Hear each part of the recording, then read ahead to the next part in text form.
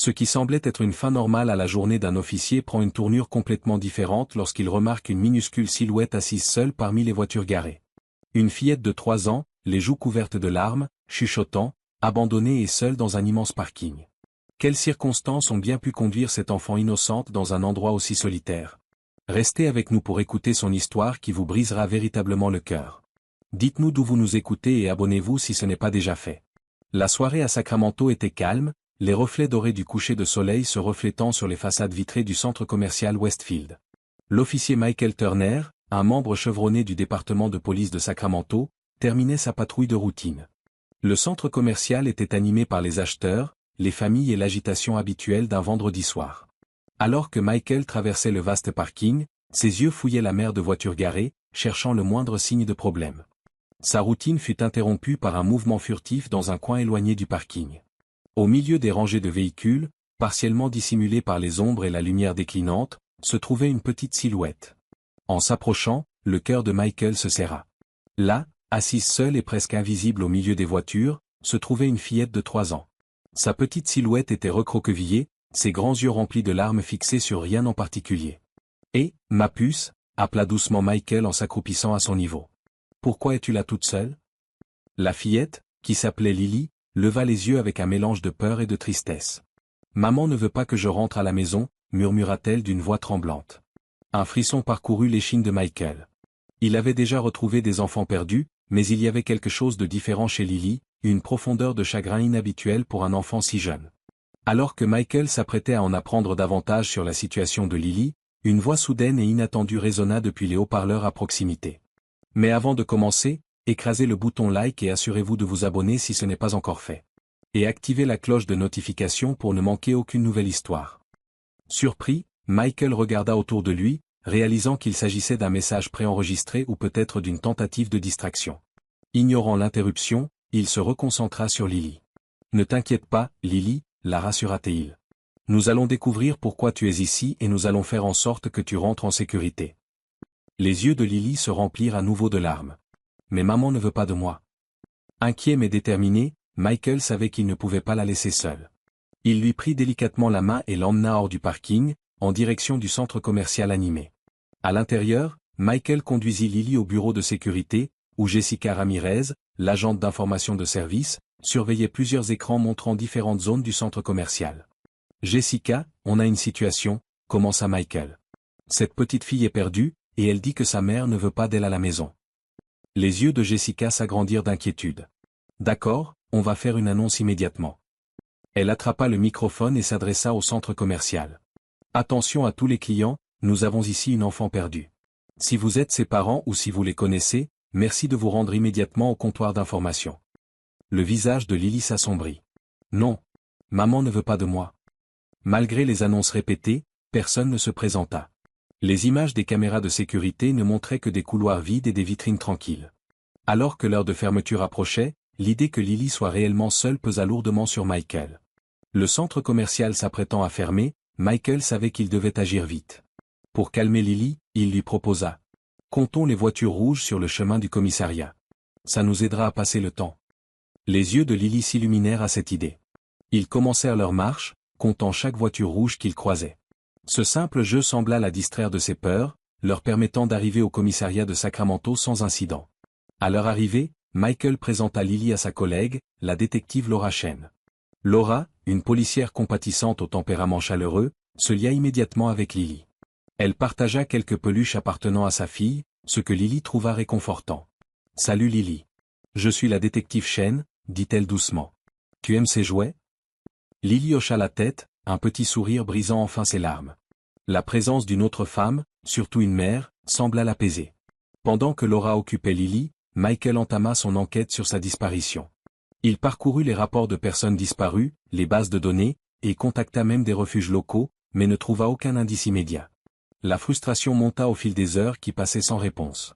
Déterminé à ne pas abandonner, Michael retourna examiner les vidéos de sécurité du centre commercial, scrutant chaque image à la recherche d'un indice pouvant expliquer la présence de Lily et la disparition soudaine de sa mère.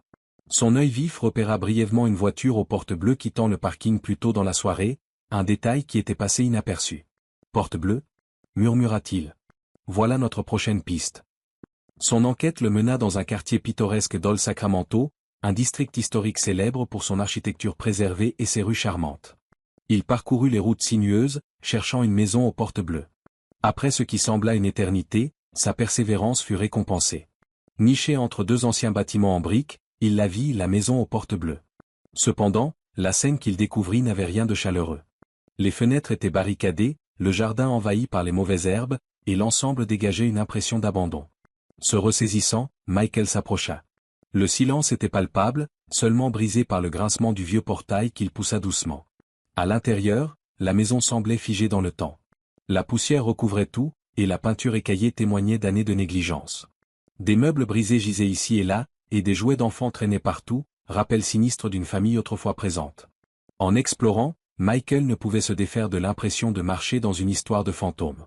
Chaque pièce racontait un départ soudain, une urgence qui avait laissé tout derrière.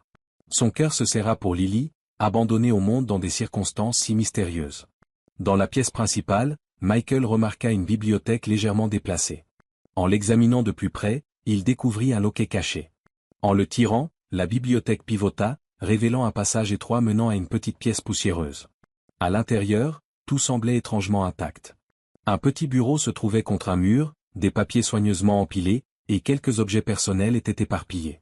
Michael commença à fouiller les documents, espérant trouver un indice expliquant la disparition de la famille. Parmi les papiers, il trouva des lettres adressées à Sacramento Safe Haven, un refuge local pour femmes. Les lettres mêlaient demandes d'aide formelles et appels personnels au secours. Il devint clair que la mère de Lily avait été en grande détresse, cherchant de l'aide alors que sa situation se dégradait. Les lettres racontaient une histoire déchirante. La mère de Lily souffrait de graves problèmes de santé, physiques et émotionnels, et avait atteint un point où elle ne se sentait plus capable de s'occuper de sa fille. Désespérée et craignant pour la sécurité de Lily, elle avait pris la décision douloureuse de la laisser dans le parking du centre commercial, espérant que quelqu'un la trouverait et lui offrirait une vie meilleure. D'autres informations dans les lettres mentionnaient le père de Lily, David Martinez. Selon le refuge, David était impliqué dans des activités illégales et avait disparu sans laisser de traces, plongeant la famille dans le chaos. Cette révélation ajouta une nouvelle couche de complexité, dressant le portrait d'une famille déchirée par des circonstances tragiques. Le poids de cette histoire s'abattit sur Michael. Réaliser que cet enfant avait été abandonné non pas une fois, mais deux, était insupportable.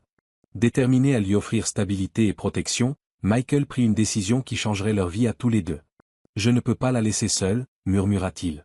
Il savait qu'accueillir Lily était la bonne chose à faire, même si cela signifiait endosser un rôle auquel il ne s'attendait pas. Avec le soutien de Laura, Michael engagea les démarches nécessaires pour devenir le tuteur légal de Lily.